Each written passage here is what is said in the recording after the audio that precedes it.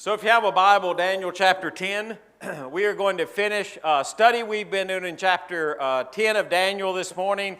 And really we've spent about 5 weeks looking at one verse. So hopefully when we are done with this, you will know the one verse. And it's all centered on from the first day. So he said, "Do not be afraid, Daniel, since the first day that you set your mind to gain understanding and to humble yourself before your God, your words were heard, and I have come in response to them." And this morning, I just kind of want to talk a little bit about assurance. There was a reason that God sent these series of messages to Daniel. There's a reason that he gave Daniel the interpretations of the dreams of Nebuchadnezzar. There's a reason that he gave Daniel these 4 visions that are recorded in the book of Daniel. And if you don't remember the 4 visions, which I probably wouldn't remember them from memory either, but they're the vision of the 4 beasts. And if you remember the vision of the 4 beasts were 4 kingdoms that were coming into the world. And then he did the vision of the ram and the goat.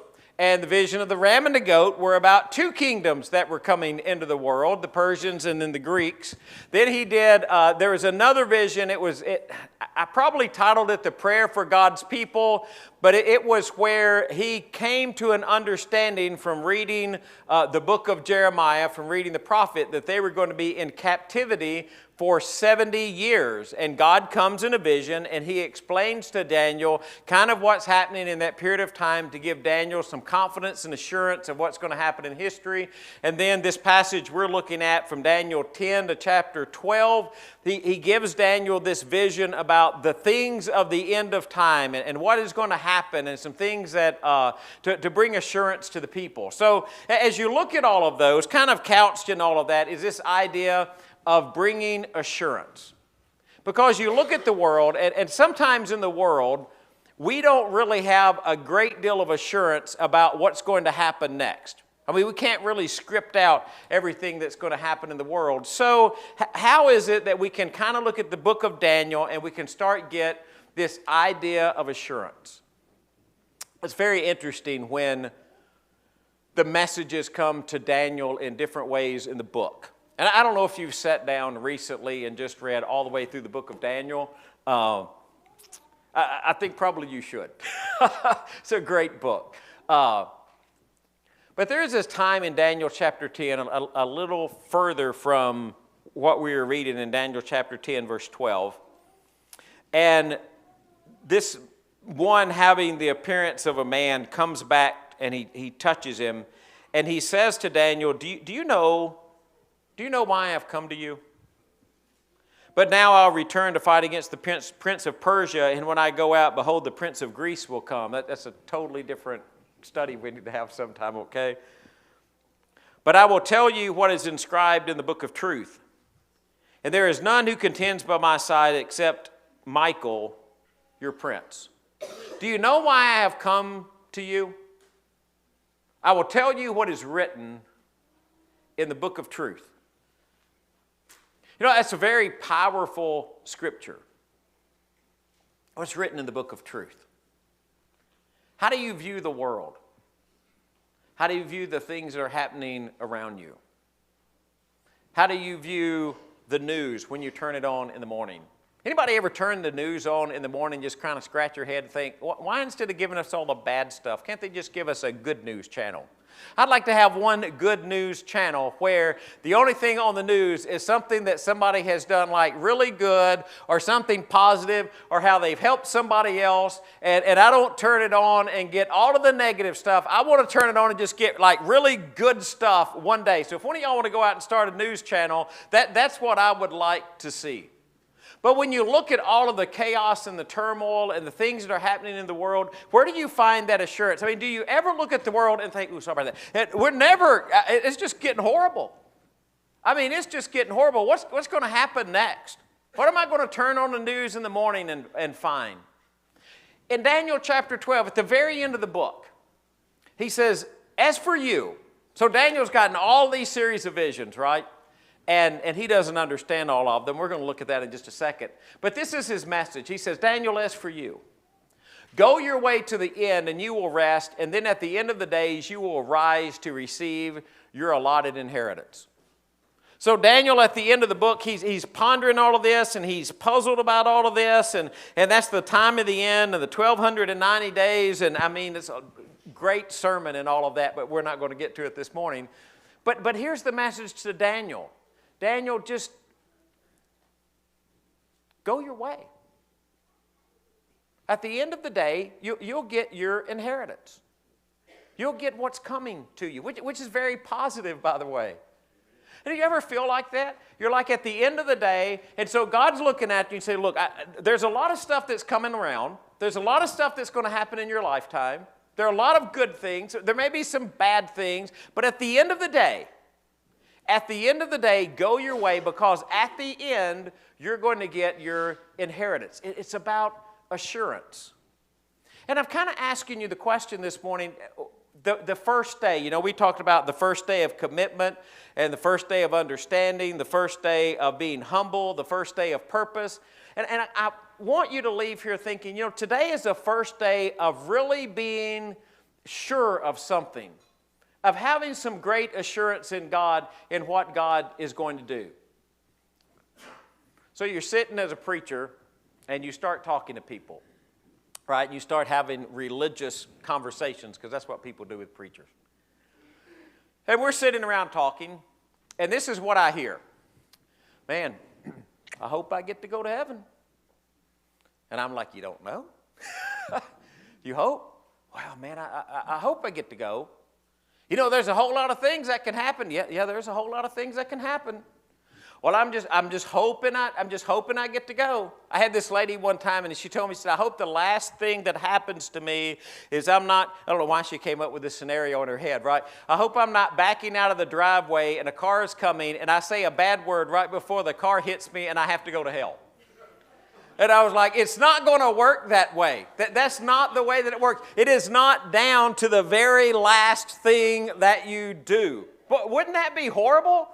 If the very last thing you did on earth determined whether you went to heaven or hell. I mean, we would all try to be like on our best behavior, wouldn't we? You know, so don't let me say, just don't. And I've heard this so many times. I mean, I'm really not making this up. I hope I don't say a bad word right before I die. It's like, really, one bad word's going to cast you into hell?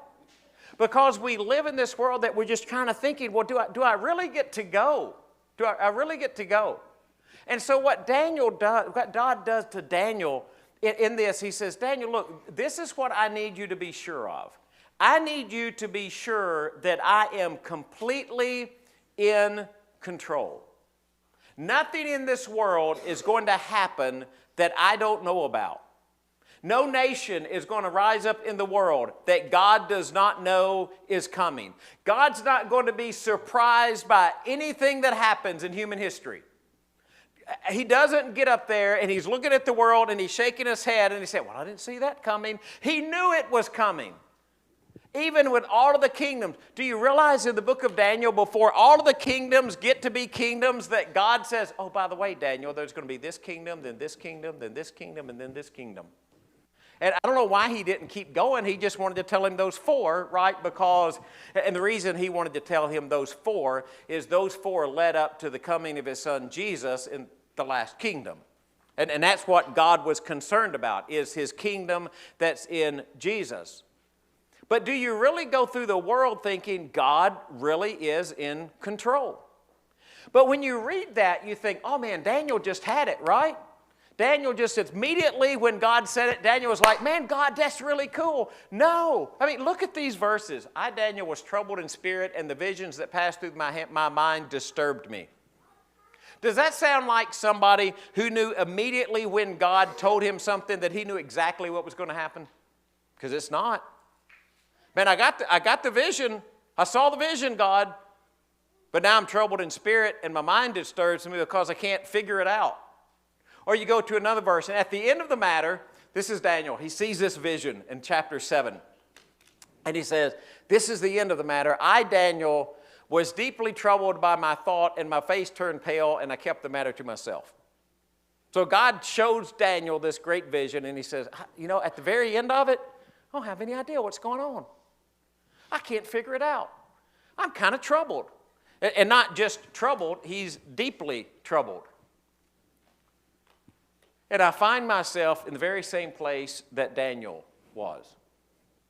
There are some things that God says that I'm very confident of.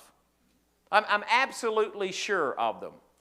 God says that by faith in Jesus, I'm going to forgive your sin. I'm absolutely confident that that's going to happen.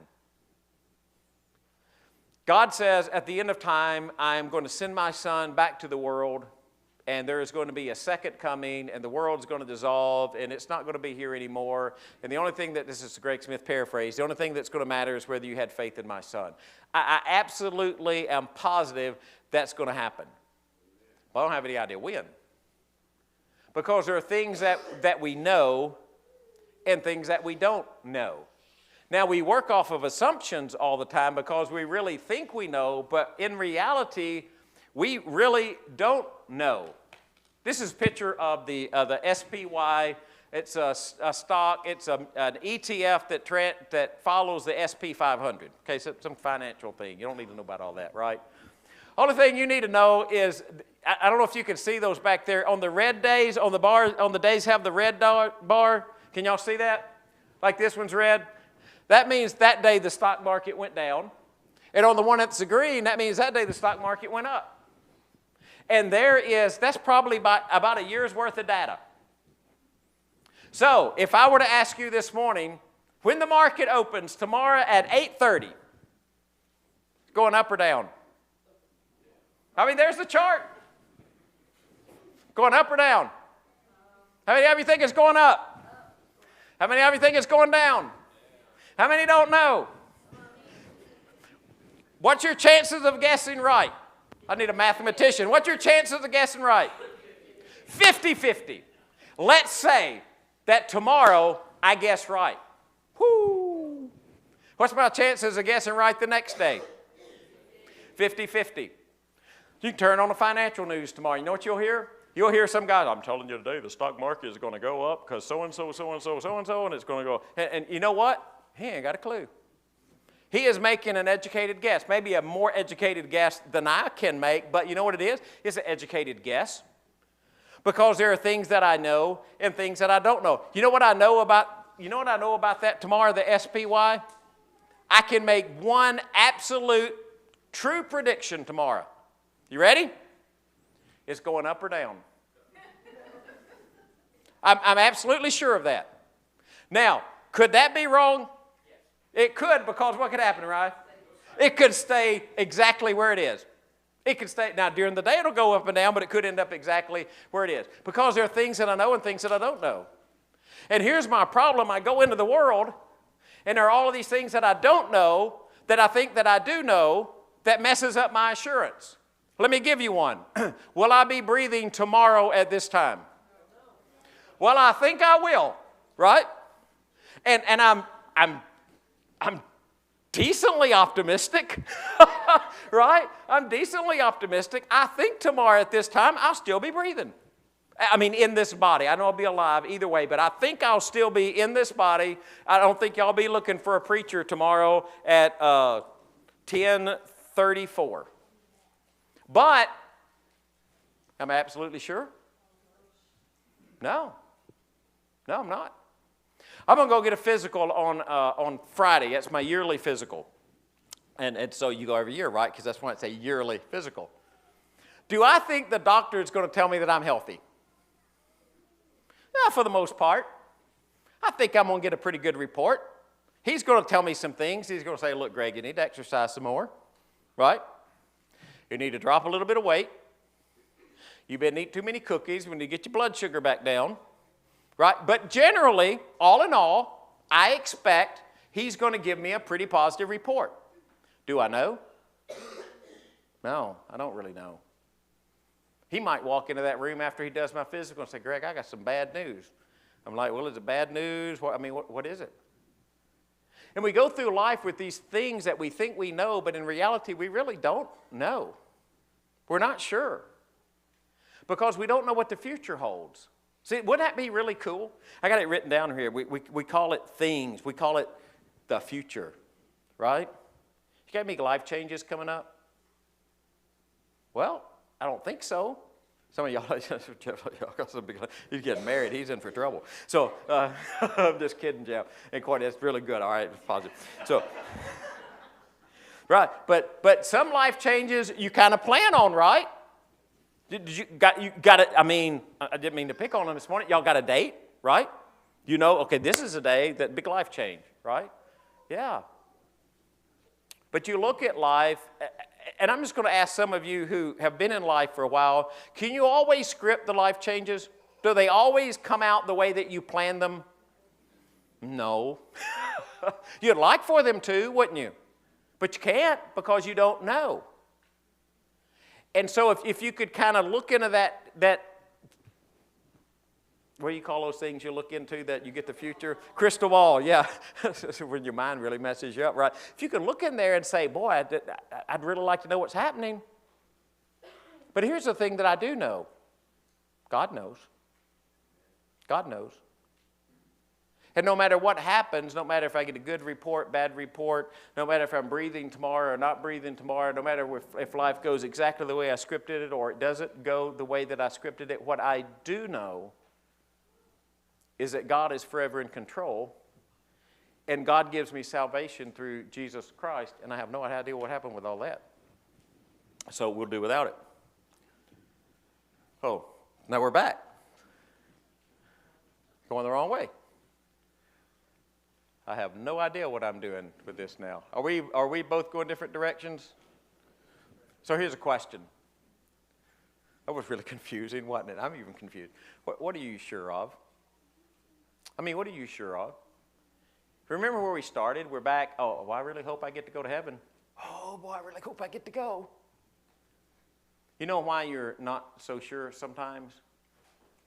Because you have questions.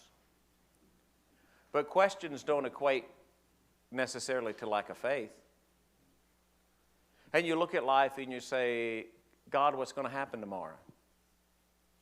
And he said, I'm not going to tell you. I'm going to wait till you get there. And you say, well, God, how do you make things happen? God says, I'm not going to tell you. Because if I were to try to tell you, you wouldn't be smart enough to figure it out anyway. And if I tried to explain it to you, you'd have more questions after I explained it to you than you did before I tried. I remember I came home one day. It was one Thanksgiving, and you know, in my trying to be a parent, I'll never forget this. I said, Rod, what are you studying at school? And he said, we're doing math, you know, because he's a math major, right? And I said, in all of my humility, show me one of your problems. And I went, ooh, nope.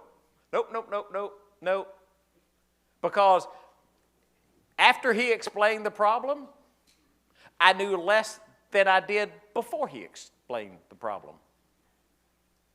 And so we go in life and we think, well, God, I got questions, and you equate that to lack of faith, and that's not lack of faith. It's okay to have questions. It's okay to understand the mystery of God. God is mysterious, and if we could figure him out, he wouldn't be God. And there's a reason we can't figure him out. It's because he's infinite and we're finite. It's because he's eternal, and right now I'm kind of digging around in the mortal part. It's because he is full of incredible wisdom, and as smart as I think I might or might not be, however smart I am just like a blip on the radar, even if I were an Einstein. So you ask people, well, you going to get to go to heaven? And, well, I hope I get to go. And you know what really troubles us? One is the belief we've got to earn it. Because if we really believe we have to earn it, we start thinking about all the things that we did that we shouldn't have done. Does that ever bother anybody? I mean, just asking. You don't have to respond. But you're sitting around thinking about God, and you're thinking, well, there's all that stuff that I did that probably ought not to have done. Y'all might not have any of that. Maybe that's just me, right? And it's all the stuff that I shouldn't have done. And I'm sitting there in my head, and I'm thinking, oh, God, well, how about this and this and this and this? Oh, remember that time I did this? And, you know, I am fully convinced of this. You know what happens when I do that? Okay, God, you remember that time that I did so-and-so? And God said, no, I can't remember that one. Because I removed your sin as far as the east was from the west, and I've kind of just decided to forget about it. So I keep dragging it up, and God says, I thought we took care of that back there. But then in an effort just to try to feel better about ourselves, so then we got thinking, well, if I gotta earn it, I'm probably not doing a very good job. So what do we say? Well, I hope the last thing I say before I die is not a bad word. But you know what? I'm fully convinced that even if it is a bad word, God's already forgiven it before you even said it. Because your heart's following God. And we say, yeah, but you know, there's all that stuff I did. Remember we're talking about that. You hear it in church like this. Oh, I would come, but the walls would fall in. And I just look up and say, no, they wouldn't, because if they were going to fall in, they'd have fell on me. Right? And I just want to take a little poll, and you can answer this any way you want. I'm going to answer it 2 ways, just so you know. How many of you in here are perfect? None. None. No, the voice of angels, right? None, right? But there's another part of that. How many of you are perfect? Thank you, Shaw. How many? Every one of us. And you think, wow, is that not cool? So we say, well, man, we ain't perfect. And we're trying to tell people, hey, we got faults, but it would be okay to tell people, oh, yeah, we're perfect. Why are we perfect? It's okay, y'all can talk. Why are we perfect? Because Jesus made us that way. Jesus made me that way. So God looks at me and he says, oh, man, no, Greg, he's perfect. Yes. Not now, is it because of what I did? No, it's because of what Jesus did, right? Now, we're back to assurance. Why can I be sure that when I leave this body, I'm going to be with Jesus?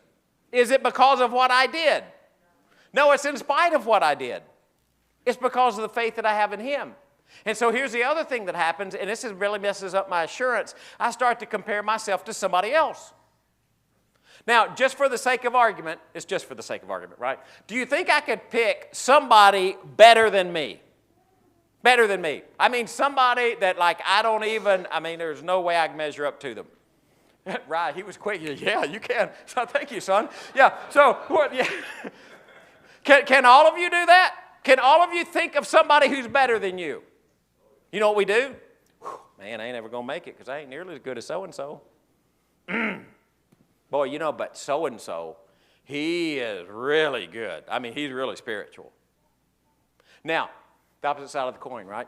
Can you find somebody who's worse than you, at least in your own eyes? Oh, we do that all the time. I might have done so-and-so, but I ain't as bad as him.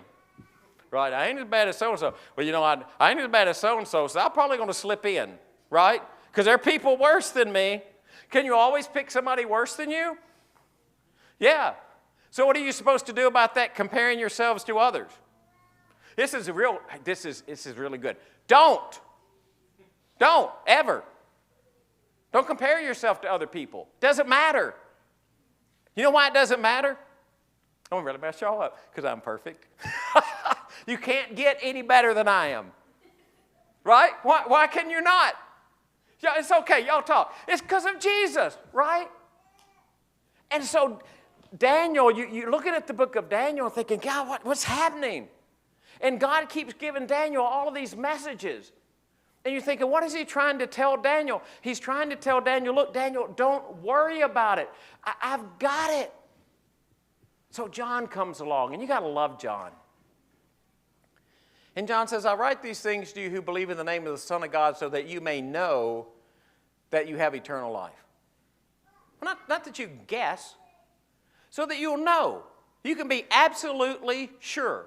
You can have absolute confidence in that. Or Paul, when he's writing in Romans, may the God of hope fill you with all joy and peace as you trust in Him. This is a great verse. So that you may overflow with hope by the power of the Holy Spirit. What gives me hope? Oh, it's because of how good I am, right?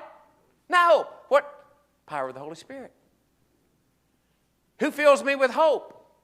Oh, it's because I can get my little spiritual checkbook and I check good thing, good thing, good thing, good thing, deposit, deposit, deposit, deposit. You know how we do that, don't you? And don't look at me like you don't do this because you do a bad thing. What immediately you want to do? It's okay. What do you want to do? You go out and you do something bad. What do you think? I'm going to do something good, right? Balance that dude out, right? If I want to take $1 out, I'm going to put $1 in. You do 2 bad things, you think, oh, I do a good thing.